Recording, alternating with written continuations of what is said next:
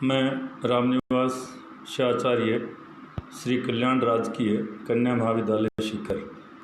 आज मैं आपको भारत की विदेश नीति के आदर्श या फिर कहना चाहिए उद्देश्य के बारे में बताऊंगा, चर्चा करेंगे। तो इसके अंतर्गत सर्वप्रथम हम देखते हैं कि पंडित जवाहरलाल नेहरू ने सितंबर 1946 में कहा था कि वैदेशिक संबंधों के क्षेत्र में भारत एक स्वतंत्र नीति का अनुसरण करेगा और गुटों की खींचातान से दूर रहते हुए विश्व के समस्त पराधीन देशों को आत्मनिर्णय का अधिकार प्रदान कराने तथा जातीय भेदभाव की नीति का दृढ़तापूर्वक उन्मूलन कराने का प्रयत्न करेगा। साथ ही वह दुनिया के शांतिप्रिय राष्ट्रों के साथ मिलकर अंतर्राष्ट्रीय सहयोग और सद्भावना के प्रसार के लिए भी निरंतर प्रयत्नशील रहेगा, कार्य करेगा। ये बात पंडित जवाहरलाल नेहरू ने 1946 में दुनिया के सामने प्रकट कर दी। तो इसी पृष्ठभूमि में, इसी के संदर्भ में अब हम जो हमारी विदेश नीति के प्रमुख आदर्श हैं, विशेष उद्देश्य हैं, उनको एक एक करके हम देखेंगे। मैं आपके समक्ष रखूँगा, कृपया ध्यानपूर्वक आप इस पर गौर फरमाएंगे, सुनने और समझने का कार्य करेंगे। तो इसके अंतर्गत सर्वप्रथम अंतर्राष्ट्रीय शांति और सुरक्षा के लिए प्रत्येक संभव प्रयत्न करना, ये भारत की विदेश नीति का एक बहुत बड़ा उद्देश्य है। अंतर्राष्ट्रीय शांति और सुरक्षा के लिए हर संभव प्रयत्न करना। तो हम इसके अंतर्गत कह सकते हैं कि आज तक भारत ने विश्व की शांति और सुरक्षा को किसी भी प्रकार से संकट में नहीं डाला है। उसको बनाए रखने में अपना प्रचुर प्रबल योगदान दिया है। अंतर्राष्ट्रीय विवादों को मध्यस्थता द्वारा सुलझाने की नीति को प्रोत्साहन देना। तो इसके अंतर्गत दुनिया के किन्हीं दो देशों के बीच या अधिक देशों के बीच यदि किसी भी प्रकार का कोई विवाद उत्पन्न होता है, हो जाता है, तो भारत ने सदैव उन विवादों को मध्यस्थता द्वारा सुलझाने की नीति को प्रोत्साहन दिया है, प्रोत्साहित किया है। न कि युद्ध के द्वारा समस्याओं का समाधान। युद्ध के द्वारा किसी भी विवाद का या समस्या का स्थायी समाधान कभी नहीं हो सकता। वो केवल शांतिपूर्ण समझौते या मध्यस्थता द्वारा ही हो सकता है, और हमने इसको सदैव बढ़ावा दिया है। सभी राज्यों और राष्ट्रों के बीच परस्पर सम्मानपूर्ण संबंध बनाए रखना। भारत ने सदैव दुनिया के सभी देशों के, विश्व के सभी देशों के साथ सम्मानपूर्ण पारस्परिक संबंधों को बनाए रखने का प्रयास किया है।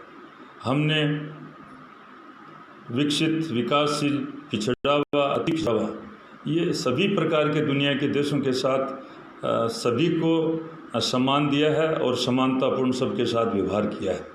तो ये हमने सदैव से एक बहुत ही सकारात्मक इसमें हमारा योगदान रहा। अंतर्राष्ट्रीय कानून और विभिन्न राष्ट्रों के पारस्परिक संबंधों में संधियों के पालन के प्रति आस्था बनाए रखना। भारत ने सदैव अंतर्राष्ट्रीय कानून, इंटरनेशनल लॉ में विश्वास किया है और उसका सम्मान किया है। इसके साथ ही विभिन्न देशों के मध्य पारस्परिक संबंधों को निर्धारित करने वाली अनेक संधियां जो उनके बीच संपादित की जाती हैं, तो हमने सदैव उन संधियों और समझौतों का भी सम्मान किया है।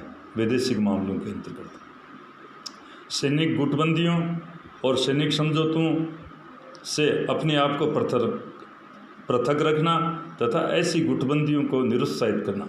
भारत ने तो नाटो, वार्सा, सेंटो, सीटो आदि सैनिक गठबंधन या समझौतों के अंतर्गत शामिल है, सदैव इनसे पृथक रहा है। दूसरा, ऐसी गठबंधनों को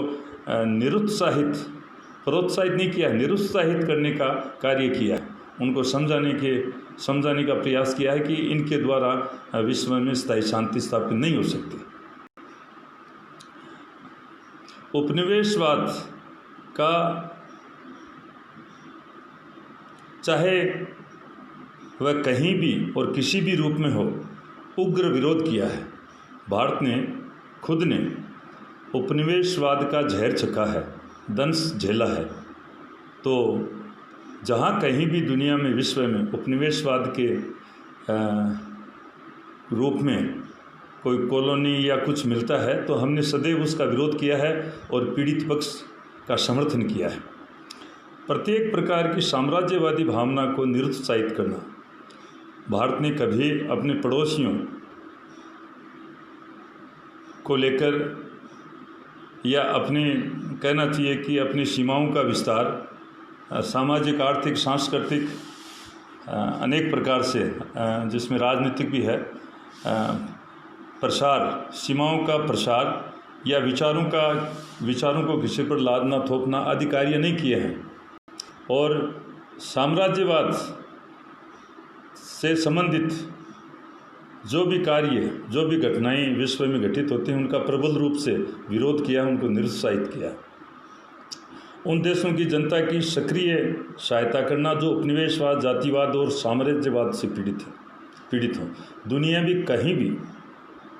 में कहीं भी किसी भी देश, कोई भी देश जो उपनिवेशवाद, जातिवाद और साम्राज्यवाद से पीड़ित है या उनकी जनता, भारत ने सदैव से इन समस्याओं के समाधान के लिए उस जनता की पीड़ा को अंतर्राष्ट्रीय संगठन, संयुक्त राष्ट्र संघ, उनकी विभिन्न एजेंसियों और भी अन्य जो इस प्रकार के प्लेटफॉर्म हैं, सब जगह उठाने का प्रयास किया है, उनका समर्थन किया है।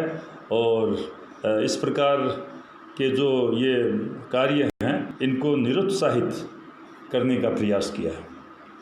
भारत की आकांक्षाओं और आवश्यक राष्ट्रीय हितों के लिए अंतर्राष्ट्रीय जगत में समझबूझ और समर्थन विकसित करना, आपसी विश्वास और सम्मान के संबंधों का निर्धारण करना। भारत की भी अपने आकांक्षाएं और अपेक्षाएं और राष्ट्रीय हित हैं, उनको लेकर हम भी, भारत विभिन्न योजनाओं का निर्माण करता है और उसके तहत हमारे जो पड़ोसी हैं या दुनिया का कोई राष्ट्र उसको एक खतरे के रूप में देखे, एक बुराई के रूप में देखे, तो भारत ने सदैव जो भी अपना कोई आकांक्षा, अपेक्षा और योजनाएं बनाई हैं, तो पूरे विश्व के सामने एक समझ बूझ के साथ और एक विश्वास का वातावरण पैदा किया है और उसके प्रति उन्होंने समर्थन प्राप्त किया है। तो इस प्रकार से भारत इसमें भी सकारात्मक रहा है। सभी देशों के साथ व्यापार, उद्योग, निवेश, प्रौद्योगिकी के अंतरण और व्यापक सहयोग का ढांचा विकसित करना। भारत सभी देशों के, दुनिया के सभी देशों के साथ अनेक क्षेत्रों में व्यापार, वाणिज्य, उद्योग, निवेश, प्रौद्योगिकी के ट्रांसफ़र का बड़ा पक्षधर है। विकसित देशों के पास उन्नत तकनीकी होती है, प्रौद्योगिकी होती है, तो उनका कर्तव्य है कि वो जिनके पास ये प्रौद्योगिकी नहीं है उनको हस्तांतरित करे, जिससे वो राष्ट्र भी विकास की मुख्य धारा में आ सकें। और सभी देशों में लोगों की सृजनात्मक भावनाओं को उन्मुख करने की प्रेरणा के रूप में लोकतंत्र और व्यक्तिगत स्वतंत्रता के उद्देश्य का संवर्धन करने का अच्छा प्रयास भारत ने सदैव किया है। द्विपक्षीय संबंधों को संवर्धित करने और विश्व में शांति, स्थिरता तथा बहुध्रुवीय स्थिति को मजबूत करने की दिशा में कार्य करने के लिए P5 देशों और अन्य प्रमुख शक्तियों के साथ कार्य करना का भी भारत सदैव प्रयत्न कर रहा है।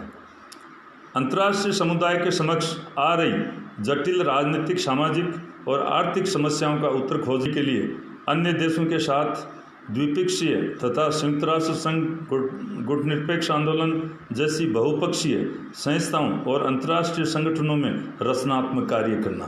भारत ने सदैव से ये जो जितने भी समस्याएं और ये जो अंतर्राष्ट्रीय स्तर के संगठन आंदोलन हैं उनमें प्रखर रूप से इन समस्याओं के समाधान को खोजने का अथक प्रयास किया है और अपना सकारात्मक सहयोग दिया है। दक्षिणी एशिया में अपनी पड़ोसी देशों के साथ मैत्री और सहयोग को मजबूत करना और इस क्षेत्र में स्थायी विश्वास और समझबूझ का वातावरण तैयार करने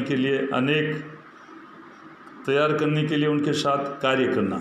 ये दक्षिणी एशिया में अपने जो भी पड़ोसियों के साथ आपसी मैत्रीपूर्ण सहयोगपूर्ण मजबूत संबंध और इस क्षेत्र में स्थायी विश्वास और सूझबूझ का वातावरण तैयार करने में सदैव से महत्वपूर्ण भूमिका निभाई है भारत ने। उपसंहार निष्कर्ष के रूप में हम कह सकते हैं कि भारत ने न्याय के आधार पर सभी के साथ सहयोग एवं सद्भावना की नीति पर चलने का निश्चय किया है। पंडित नेहरू ने भारत की विदेश नीति के 3 आधार स्तंभ बनाए थे, शांति, मित्रता और समानता, और आज भी लगातार भारत इन आदर्शों पदचिन्हों पर चल रहा है और पूरा विश्व भारत की ओर एक आशा की किरण की दृष्टि से देख रहा है। आज मैं मेरी वाणी को यहीं विश्राम देता हूँ। आपने खूब ध्यानपूर्वक सुना, इसके लिए बहुत बहुत धन्यवाद।